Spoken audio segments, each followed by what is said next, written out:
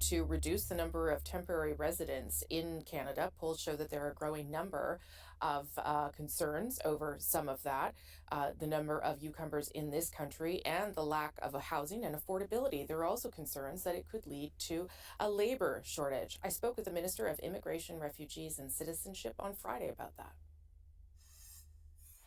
Minister Miller, thanks for making the time. Thanks for having me on, as always, Rosemary. You're hoping to reduce the number of temporary residents in Canada by almost 20% in 3 years. What categories will you target in particular in that group? That's a really important question, Rosemary.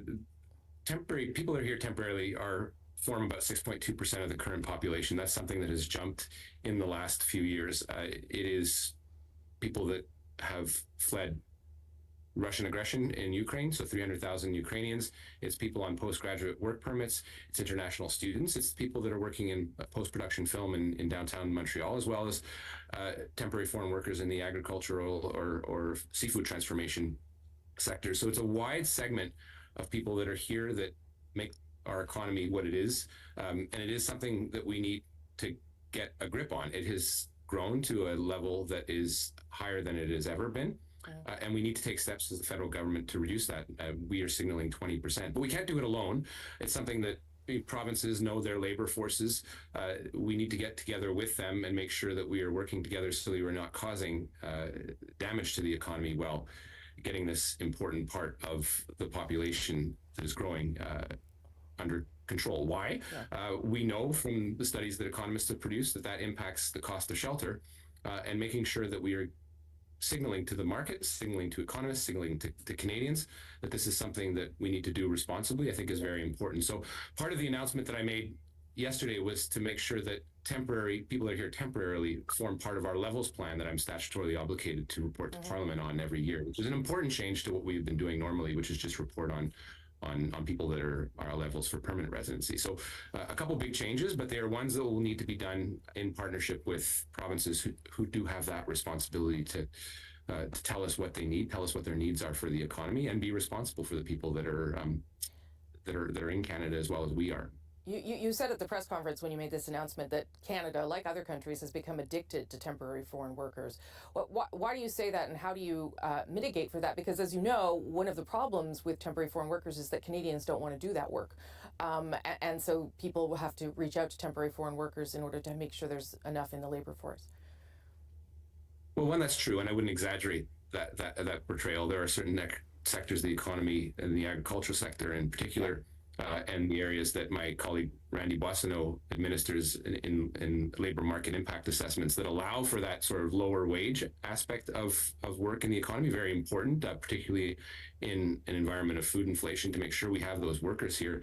But that isn't the entirety of the picture. It's students on work permits. It's people that are seeking asylum here in Canada, and it's very highly specialized people that are here that we can't train in here in Canada or don't have sufficient skills to train. So it's a broader bucket than that, but certainly it is something, yes, we have become addicted to. The numbers betray that. And it's something I think we know and acknowledge has had an impact on affordability and notably the cost of shelter. And it's something I think we owe it to ourselves and owe it to Canadians to take a second look at as the labor market constricts a bit.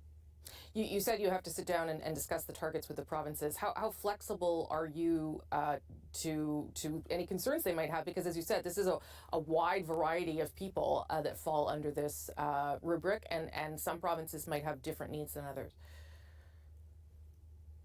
I would say very flexible, willing to look at a blank slate to see where the labor needs are. There's two aspects to this, Rosemary: the influx, the people that come in here, but also the output or the transition into permanent residency. We've given a number of responsibilities to provinces to transition or to have provincial nominee programs to transition the people that they choose and select to be part of the economy, or be or to be Canadians, permanent residents.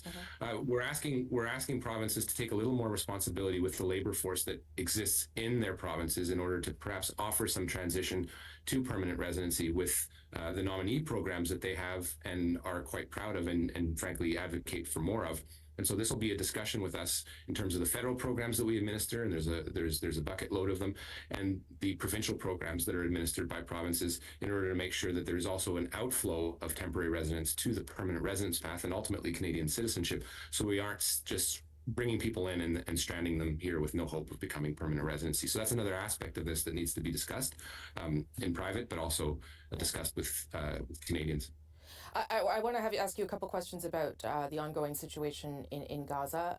The program in place that you put in place to try and get Canadians' extended family out of Gaza has not worked. I think you would agree with that assessment. 14 people, I think, have managed to get out of the region.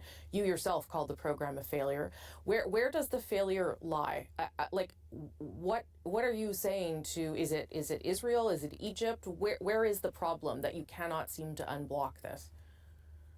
Well, Rosemary, for all our efforts, we do not control the Rafah gates, which is the main point of egress for people fleeing humanitarian catastrophe in Gaza. It is administered by COGAT and Egyptian authorities, so the Israeli Minister of Defense and Egypt. There's some coordination that goes on when we try to get people out. We certainly had to do so in getting Canadians and permanent residents out. And we have not had the success of convincing those authorities that these programs were ones where we could successfully get the hundreds of names out that we've put forward to them after having done our initial triage, for people that will then have to get into the Cairo to do additional biometrics and then come to Canada. But why have you not been able to convince them? Like, what is the problem when you say these are people who have relatives in Canada, we want them to get out, we are the Canadian government, why can't you allow this? Like, where is the block, I guess? Well, certainly I'm not going to speak for them, and I'm not going to speak too much publicly about the diplomatic efforts that are ongoing, specifically out of concern for the people that we are trying to extract from Gaza. But clearly there are differences of views as to whether those people are entitled to eventually come to Canada. They are not Canadian. They are not Canadian permanent residents. And so that is the discussion that is ongoing. There has been a concern, obviously, with all countries in getting their own residents out, getting permanent residents out, getting aid workers out. And then those that are getting out through their own means, often through smuggling, with people taking thousands of dollars per head for people to get out. And this is unconscionable. This was a program that was set up. It is unique compared to other countries quite quickly in December. It's one where we have a number of people that have gotten a step forward. 900 people have applications, and we have several hundred numbers of people on a list waiting to get out, but we have had no success up to now, which is why I've characterized it the way I have. It doesn't prevent us from trying and continuing to try and continuing our advocacy. So I do, frankly, out of concern for those that we're trying to get out, hesitate to speak more about this publicly, but it won't deter us from continuing our efforts, because this is really a humanitarian effort that Canada can't turn its eyes to. You did seem to suggest this week that the amended NDP motion that was passed is impacting the work that you and others might be doing in terms of trying to get people out, because Israel didn't like that motion. They were very upset with it. Is that what you meant, that when Israel sees things like that happen inside Parliament, that there is some sort of retaliation? Well, I do want to be clear in saying I did support the motion as amended. Yes. I think it is, as amended, a principled motion that states the position of the Government of Canada. Otherwise, we wouldn't have supported it. Sure. But not naive enough to think that words don't have consequences. And Israel has been quite vocal about the potential consequences. And that can have a repercussion at the negotiation table. And I won't say anything more about that. But again, it's nice to stand up in the House of Commons and do all these motions, as well willing as they are, but we also have to realize that we're near negotiation rooms when we're trying to save lives. Our words do have consequences, and we can't be naive to that. Okay, Minister Miller, we'll leave it there. Thank you, sir. Thank you.